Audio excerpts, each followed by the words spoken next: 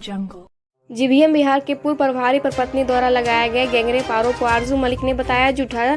अरसार में किया गया प्रेस कॉन्फ्रेंस। प्रेम प्रसंग में अंतरजातीय विवाह कर पति पत्नी की तरह 7 माह संग गुजारने के बाद पत्नी ने अपने पति पर ही गैंगरेप करने का आरोप लगा दिया है।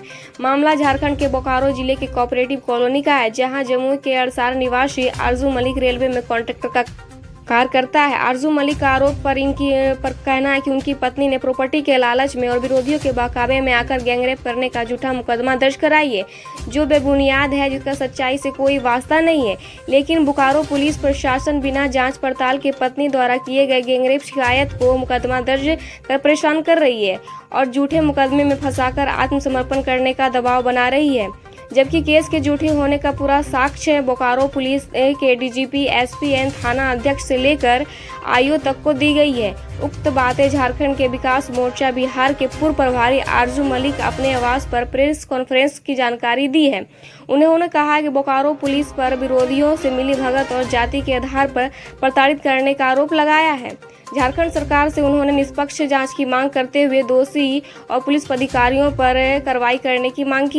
उन्होंने कहा है कि जब 7 माह से बतौर पत्नी के एक साथ रूप में रह रहे थे हम लोग, जिसका कि पूरा साक्ष्य मौजूद है, जो पुलिस भी जान रही है। इसके बावजूद भी पत्नी द्वारा गैंगरेप का मुकदमा दर्ज कराता है और पुलिस बिना जांच पड़ताल के मुकदमा दर्ज कर लेती है, जिसमें उनके ड्राइवर जालिम अंसारी को और 2 अन्य साथी प्रमोद ओझा और नितेश कुमार पांडे को आरोपित बनाया जा रहा है। और पुलिस सब कुछ जानबूझकर भी पत्नी द्वारा किए गए झूठे गैंगरेप को सच साबित करने में लगी हुई है। उन्होंने बोकारो पुलिस से लेकर झारखंड सरकार से निष्पक्ष की मांग और न्याय की गुहार लगाई है। बता दें आपको कि बोकारो स्थित रेलवे कॉलोनी में 2017 में आरजू मलिक की मुलाकात एक लड़की से हुई थी और धीरे धीरे नज़दीकियां बढ़ गई। उसके बाद उन्होंने आरजू मलिक और उस लड़की से 17 मई 2020 को हिंदू रीति रिवाज के साथ शादी कर ली थी। उसके बाद दोनों पति पत्नी बोकारो स्थित एक कॉलोनी में रह रहे थे। तकरीबन 7 माह साथ रहने के बाद अगस्त 2020 को परिवार द्वारा लड़की को विदा कर यूपी लेकर चले गए थे। उसके बाद पति पत्नी द्वारा 10 फरवरी 2021 को बोकारो के चास महिला थाना में गैंगरेप का मुकदमा दर्ज कराया गया था। हमारे साथ मैं एक मुस्लिम घराने से बिलोंग करता हूँ। मैं शादी किया था एक संध्या मिश्रा नाम की लड़की से 2020 में 17/1/2020। हम लोग का जीवन सही सलामत चल रहा था, ठीक ठाक। 8-9 महीना हम लोग शादी के बाद साथ में रहे। उसके बाद मेरी पत्नी को हमारे ससुराल वाला बोलकर गांव ले जाते हैं कि शादी है, प्रोग्राम है, हम उसको भेज देते हैं। जाने के बाद हमसे 20 दिन तक 25 दिन तक बात होता है हमारी पत्नी से। उसके बाद हमारी बात नहीं होती है। उसके बाद उसके भाई का फ़ोन आता है मेरे नंबर पे, धमकी भरा कि संध्या को छोड़ दो, भूल जाओ, नहीं तो मरवा देंगे, झूठा केस में फंसा देंगे। जिसके विरोध में हमने एक पटिशन दायर किया बोकारो के सीजीएम कोर्ट में, मिसिंग फाइल किया। जिसका डेट था 11/1/2021। एक दिन गैप करके हमने फिर एक विदाई के लिए पटिशन डाल दिया कोर्ट में, जो डाला 13/1/2021 को। जब नोटिस उन लोग के पास जाता है 29/1/2021 को, मेरी पत्नी के एड्रेस पे नोटिस जाता है कोर्ट के द्वारा। तब कोर्ट नोटिस को रिसीव करने के बाद हमारे ऊपर 10/2/2021 को एक केस लिखा जाता है गैंगरेप का, जिसका चास महिला थाना में, जिसका केस नंबर है 8। सबसे पहले आपको ये बता देते हैं कि मेरी पत्नी का जहां आवास था बोकारो में रेलवे कॉलोनी, जिसका थाना पड़ता है बालूडी, मैं रहने वाला था सिवंडी का, जो थाना मेरा पड़ता है माराफाली, या हमारा फ्लैट कोऑपरेटिव में था तो जिसका थाना सिटी थाना है, या वहीं पर एक महिला का स्पेशल थाना है वंशी में, वहाँ हमारे ऊपर FIR नहीं किया जाता है। माननीय मुख्यमंत्री झारखंड जी से मैं नम्र निवेदन करता हूँ कि हमारे लिए क्या झारखंड की पुलिस अलग कुछ व्यवस्था करने की प्रोग्राम थी क्या उनका? इससे पहले मेरा कहाँ केस बनता है? चास महिला थाना में, जहाँ से मेरा कोई लेना देना नहीं है। ये पहले प्री प्लानिंग आप लोग के सामने एक स्पष्टता देता हूँ। आखिर झारखंड के बोकारो डिस्ट्रिक्ट के एसपी महोदय के साथ ऐसी क्या मजबूरी आ गई कि जो चास महिला थाना में जाकर केस करवाया गया हम पे? इससे पहले सन 2019 में नदी पार में एक घटना घटती है गैंग रेप का, जिसका रेप कांड दर्ज होता है पालीडी थाना में। हमारे माराफारी में झोपड़ी कॉलोनी में गैंग रेप का मसला आता है तो माराफारी में लॉन्च होता है, FIR होती है, ठीक है। और हमारे लिए चास में जाकर पहला एक बता दें, यहाँ राजनीति आप लोग देखिए, पहला बात हो गया। उसके बाद हमारे ऊपर FIR होता है 10/2/2021 को। तो मेरे पास रात में पुलिस आती है 12 बजे रेड मारने के लिए। चास महिला थाना प्रभारी का स्कॉट आता है और माराफारी का स्कॉट आता है। मैं अपने आवास पर आता हूँ। चूँकि उसी दिन हमारे लिए DGP महोदय, झारखंड के DGP महोदय यहाँ से चिट्ठी आता है SP महोदय के पास भी और हमारे थाना में भी, लोकल थाना में।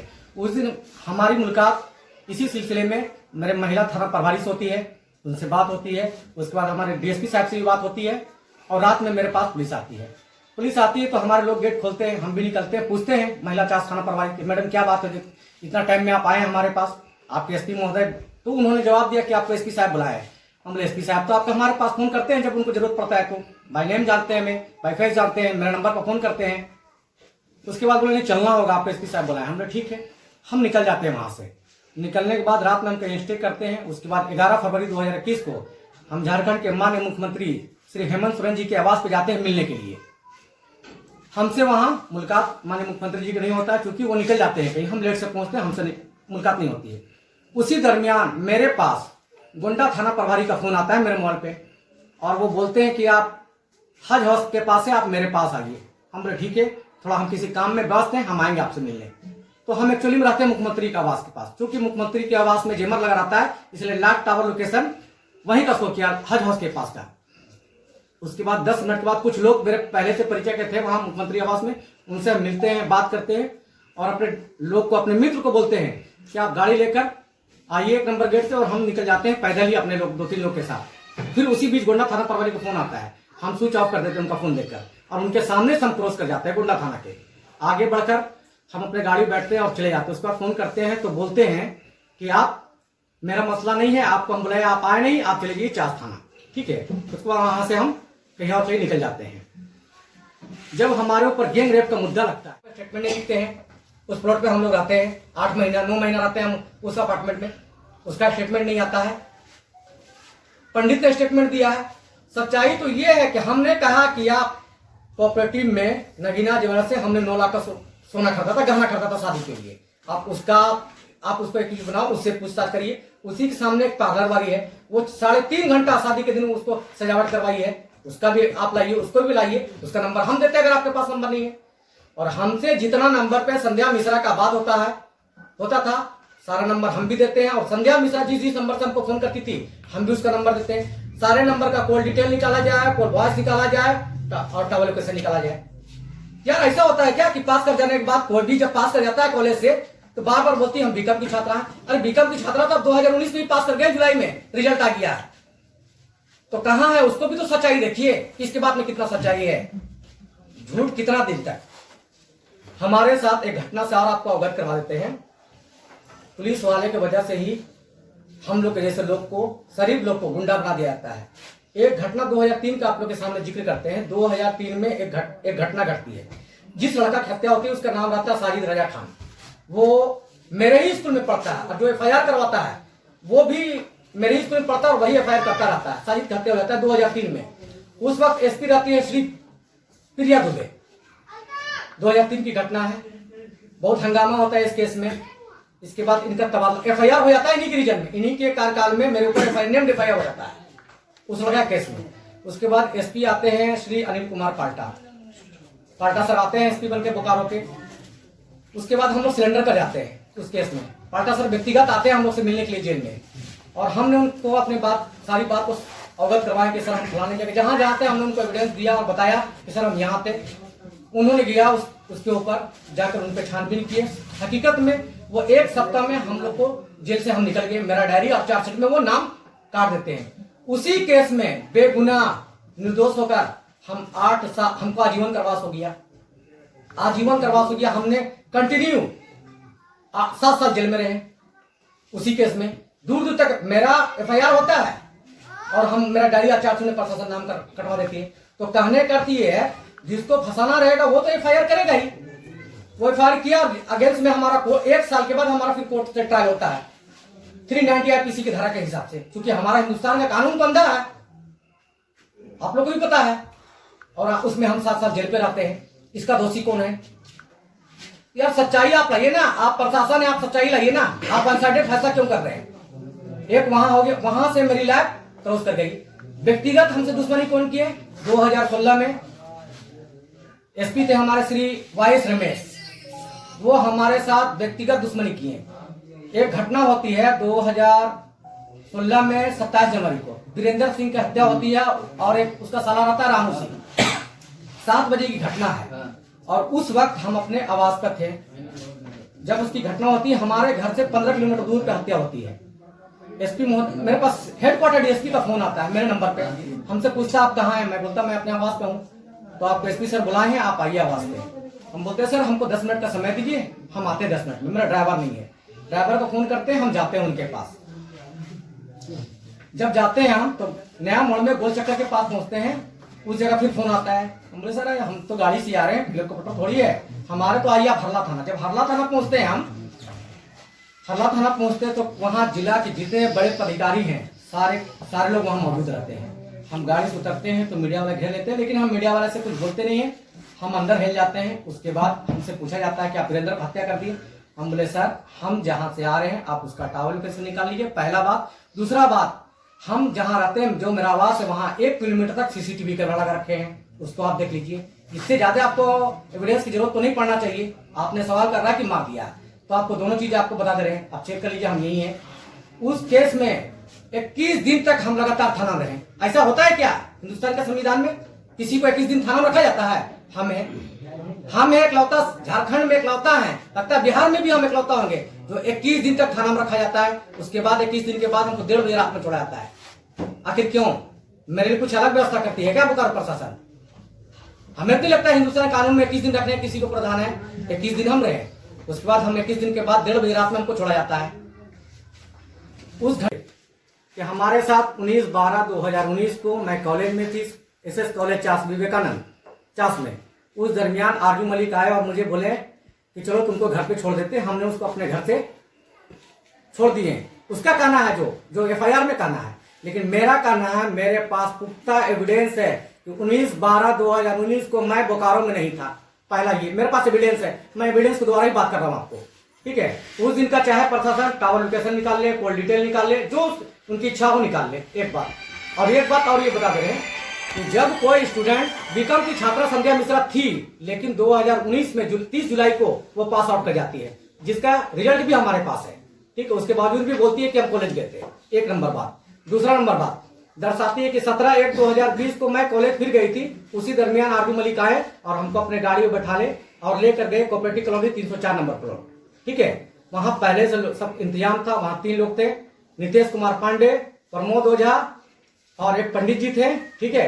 उस दरमियान आए और हमको भी माला पहना दिए, अपने भी पहन लिए, मेरे में सिंदूर डाल दिए, ठीक है। लेकिन ये श्रीमान आप लोग से बता देते हैं तो उससे पहले का भी मेरे पास एविडेंस है, जो उससे पहले भी 2019 का एविडेंस देंगे आपको, हम 2020 का देंगे, सारा एविडेंस है मेरे पास, आप लोग के सामने प्रूफ है, अगर आप लोग चाहे तो देख सकते हैं, ठीक है। ये मेरे साथ घटना होने के बाद उसके लिए जब हमारे पर एफआईआर हो जाती है तो बहुत हाथ दबाव होने लगता है, क्योंकि हम पॉलिटिशियन हैं। सबसे कमजोर तो पॉलिटिशियन लोग होते हैं ना, कि हर जगह मीडिया वाले उछालने लगते हैं। जब हमारे ऊपर इस तरह की घटना हो गई, हमने बोकारो के एसपी श्री चंदन कुमार झा को मैंने व्यक्तिगत अपने मोबाइल से उनको फोन किया। मैंने बताया कि सर ये केस बिना ठोस है, बेबुनियाद है, झूठा है, मनगढ़ंत है, जिसका सारा एविडेंस मैंने एसपी महोदय को भेजा, अपने मोबाइल से ही भेजा। फर्स्ट बात। सेकंड बात, मैंने डीएसपी थी मेरे केस में जिनको डिप्यूट किया गया था, वो श्री पूनम मीन जी, उनको भी मैं फोन करके मैं सारी सच्चाई को बताया और उनको भी मैंने व्हाट्सएप पे सारी पेपर को भेजा। चूंकि ये मसला ऑलरेडी जुडिशियल में पहले से चल रहा था, जनवरी में चल रहा था, केस होता है फरवरी में, जुडिशियल में ऑलरेडी था, ये मामला लंबित चल रहा था। उसके बाद चास के एसडीपीओ को भी मैंने फोन करके बोला, आप लोग चाहे तो कोई डिटेल भी निकलवा सकते हैं। मैं झारखंड के मुख्यमंत्री से मांग करता हूँ इस बात की कि अगर मेरे बात में कहीं झारखंड के मुख्यमंत्री महोदय को लगता है कि गलत है, अगर झूठ है, तो आप उसका एविडेंस को निकाला जाए। उसके बाद मेरे पास तो है ही एविडेंस, मैं तो पेश करने के लिए तैयार हूं। मैं उनसे भी आग्रह करता हूं कि इस तरह की जो घटना हो रही है ये बहुत गलत है, अच्छी बात नहीं है। ना मेरे एसपी महोदय को, झारखंड के एसपी महोदय, खासकर बोकारो डिस्ट्रिक्ट से मैं बिलोंग करता हूं, वहां के एसपी महोदय को किसकी दबाव थी? सरकार की तो दबाव नहीं थी, क्योंकि सरकार के कुछ मंत्रियों से अभी हमारी लगातार बात हो रही है, इस मुद्दा को बताया जा रहा है। विपक्ष के नेता हमारे श्री बाबूलाल मरांडी जी हैं, उनको इस बात से अवगत करवाया गया है। आज के डेट में हमारे ऊपर जो एविडेंस जो लगाया गया, जो हम पे FIR हुआ है, वो बेबुनियाद है। मैं चाहता हूं हमारे केस में माननीय झारखंड के मुख्यमंत्री जी श्री हेमंत सोरेन जी इसे गंभीरता से ले और इसके ऊपर उचित जांच करवाया जाए। तीसरा बात आपसे मांग करते हैं, आप मीडिया वाले के द्वारा से मांग करते हैं झारखंड के मुख्यमंत्री से, झारखंड के DGP महोदय से और बोकारो के जो SP हैं श्री चंदन कुमार सर झा से भी, कि इस केस में जो झूठा हम पे आरोप लगा है उसका सारा एविडेंस है हमारे पास। आप चाहें तो आपको हम शुरू में भी सहयोग करने के लिए, मदद करने के लिए तैयार थे और आज भी है। जो लगाया हम पे आरोप जो लगाई है मेरी पत्नी संध्या मिश्रा, वो झूठा है, बेबुनियाद है। उसका मेरे पास हर एक एविडेंस है। और आपसे खासकर एक चीज का और निवेदन करते हैं कि जितना वो बात लिखी है उस बात पे हम आपके सामने तर्क भी रखे हैं, सारा एविडेंस भी रखे हैं।